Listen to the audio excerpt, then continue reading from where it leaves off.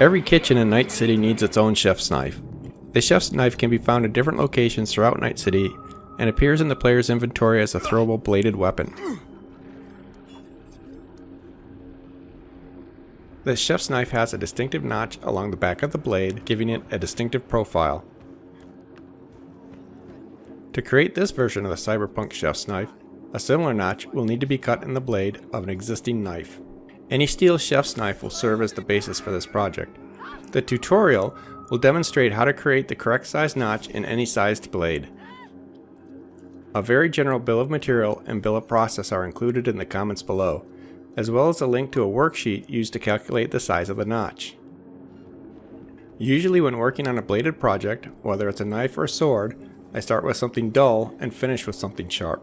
For this project, we'll be starting with something sharp and pointy. That means some extra precautions are in order. It comes down to this: your safety is your responsibility. Working with tools and knives is inherently dangerous. I take no responsibility for your safety if you attempt this project. That being said, at a minimum, the following personal protective equipment should be used: safety glasses, leather work gloves, and a dust mask. In addition to the PPE mentioned above, the blade can be made safer with the following supplies: some cardboard, masking tape, and a 1/4-inch split loom tubing. The knife blade will never be safe, but you can make it safer.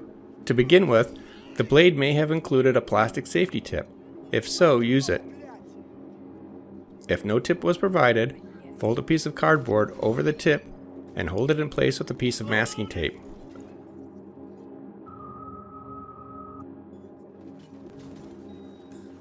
The blade can be made safer by using a strip of 1/4-inch split loom tubing along the edge of the blade, held in place with some masking tape.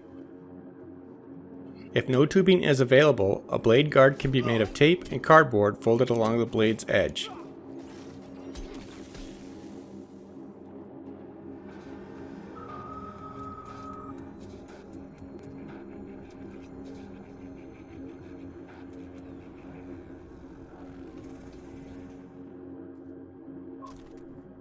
The trick to making a convincing chef's knife is getting the proportions of the notch to match those of the original from the game.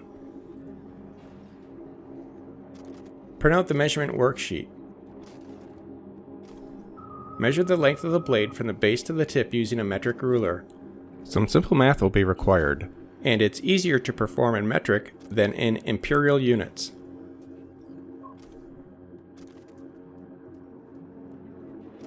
Record the length measurement on the worksheet.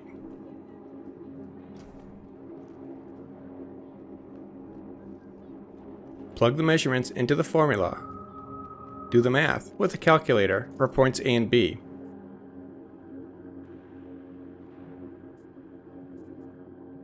Measure the width of the blade from the edge of the blade to the back at its widest point.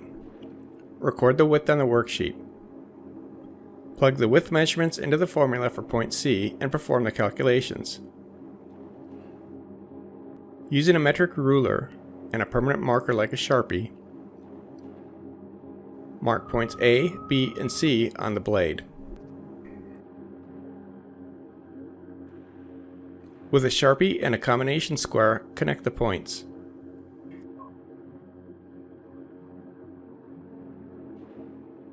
Use the 45-degree angle on the square's head to draw lines in from points A and B. Most knife blades will be made of tough steel such as stainless. This makes cutting difficult for a hacksaw or a bandsaw. Instead, use an angle grinder with a cutoff wheel. The knife will need to be held securely in place, such as in a bench vise equipped with aluminum jaw inserts. Aluminum is softer than steel, so it won't mar the blade. 2 pieces of scrap wood could be used instead. Hold the grinder steady with both hands. Make the angle cuts first.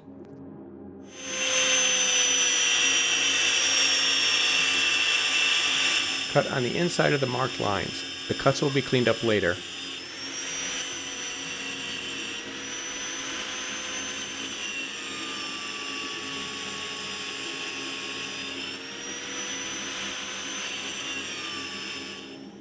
Next, cut between the 2 angles.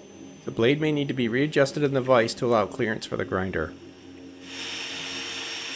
Start cutting the side of the blade. Don't press too hard or the wheel will skip. Gentle pressure should do until a groove is formed. Move the grinder back and forth, making the cut deeper with each pass. Be sure not to cut outside the lines or past the angled cuts. When the cutoff wheel breaks through to the other side of the blade, stop and turn the knife around in the vise and begin cutting from what was the back.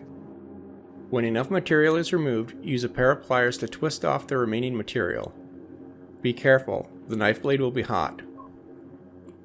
The cut will be rough with sharp edges. These little flakes of steel are razor sharp and will cause nasty cuts if you're not careful. At this point, most of the metal in the notch has been removed, but the edges are still rough and the cuts aren't quite to their lines. With the knife held securely in the vise, use a metal file to clean up and smooth out the edges of the cut. When the notch is cleaned up, it's time to polish. This benchtop buffing wheel will do quite nicely to polish the notch of the blade. I've got the buffing wheel clamped to the bench such that the top of the wheel is spinning away from me. This way, if the blade gets snagged by the wheel, it will fling the blade away from me instead of at me. Dress the wheel with some buffing compound. Make the blade as safe as possible by adding a nose piece and a blade guard. Don safety gloves and begin polishing the notch. It is difficult to handle the knife without at least one hand holding the sharp end, hence the gloves. Try holding the blade with the thumb and forefinger so that if the blade gets snagged, it will simply slip away from your hand, hopefully without any injuries. After the marks and scratches from the cutting process are polished out, wipe the buffing compound away from the blade with a rag and examine the notch. If it still looks rough, keep polishing. Once the cut is smooth and shiny, wipe off any remaining buffing compound. Remove the safety tip and tape from the edge of the blade. Clean the blade with soap and water, and now you have a functional Cyberpunk 2077 chef's knife. Let's put the knife to use and make some scallion pancakes. This is not a recipe from the game, but from Delicious Days channel. That being said, this recipe conforms to the Cyberpunk kitchen rules of no meat, no eggs, no dairy. A link to Delicious Days' original recipe are in the comments below. Measure out the following ingredients: 1 1/4 cups of all-purpose flour, 1/4 teaspoon of salt, a half teaspoon of sugar, 1 tablespoon of butter, 1 tablespoon of chopped garlic, or garlic powder, and 1 2/3 cup of water. Using your Cyberpunk chef's knife, finely chop enough scallions or green onions to fill a 1/4 cup.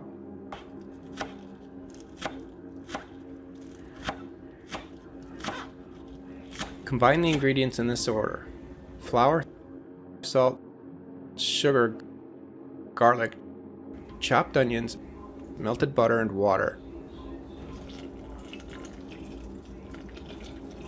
But keep mixing and adding water until a smooth batter is made.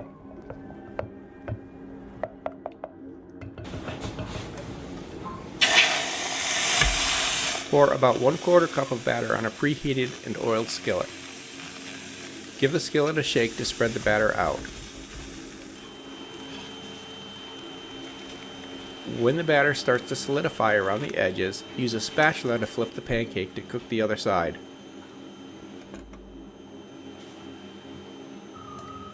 Keep pouring, cooking, flipping, and cooking again until all the batter is used up.